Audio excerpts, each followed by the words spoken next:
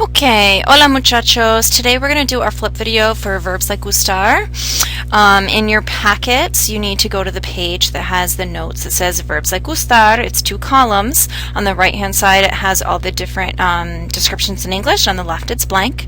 We're going to follow through this prezi here to basically copy in our notes. Okay, here we go.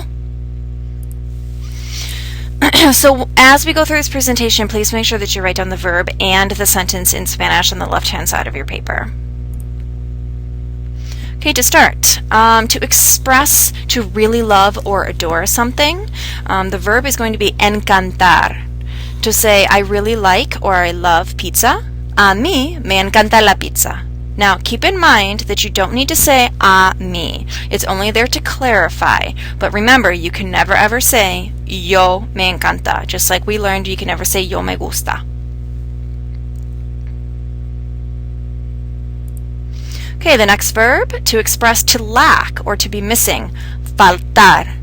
This coat is missing a button. A esta chaqueta le falta un botón. So what we're saying here, okay, obviously the button is missing to the jacket. Okay, I'm noticing a little typo. I gotta fix that. Chaqueta should be. This time you do want to clarify with a esta chaqueta, because if you just put le falta, you don't know who or what is missing the button. To express, to have a good or bad impression of someone, we're going to use caer bien or caer mal.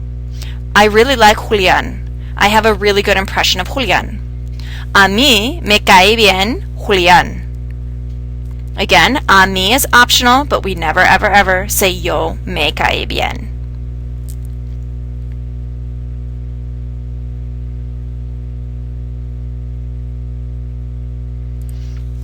Okay, next one.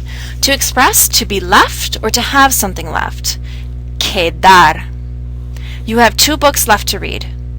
A ti te quedan 2 libros a leer.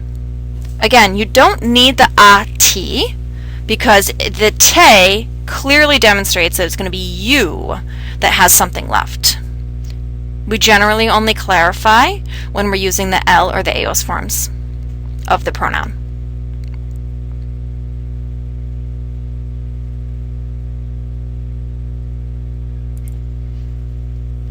Okay, the next verb, to express, to look good or bad or big on. This is usually going to be used for clothing. And again, it is the verb quedar. So you might be saying, well, that's weird. We just learned that it's to leave something or to have something left. So in this case, it depends on the context. There are 2 totally different meanings for the exact same verb. That sweater looks a little big on you. A ti te queda grande ese suéter. Again, as I said, you don't need the a ti, it's just there to clarify, it's not required, but you can never ever ever say tú te queda grande este suéter.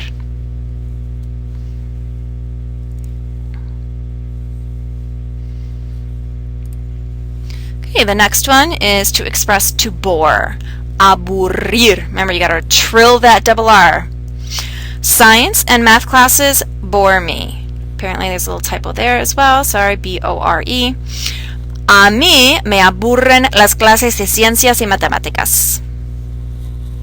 It's plural because we're saying science and math class.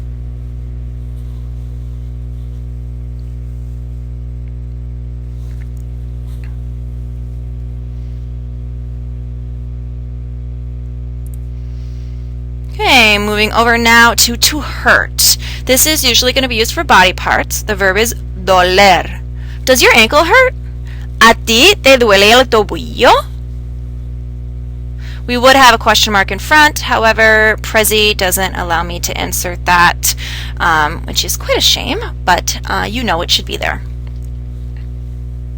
Notice doler is an O to UE stem changing verb.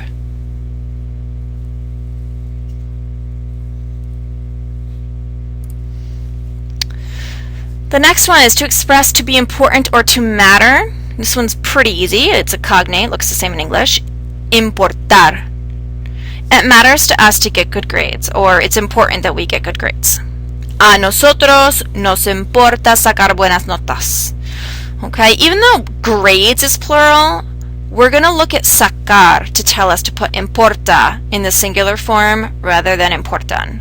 Also, a nosotros doesn't need to be there because nos clarifies itself. It's just nosotros. That's the only one that matches with that pronoun. But if you want to put it, you can.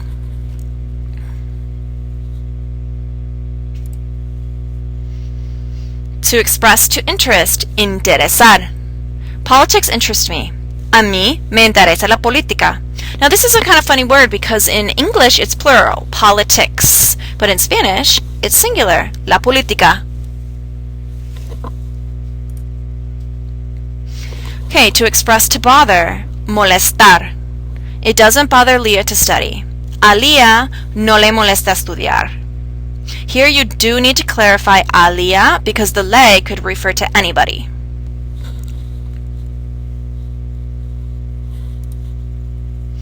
Okay, so we now have gone through all of the verbs that conjugate similarly to the verb gustar. So what I recommend now is that you study what all of these mean. Recommend also that you make some sample sentences, put them on flashcards, use those, print out the templates from my website to help you study and learn what these verbs mean. Okay, adios, nos vemos.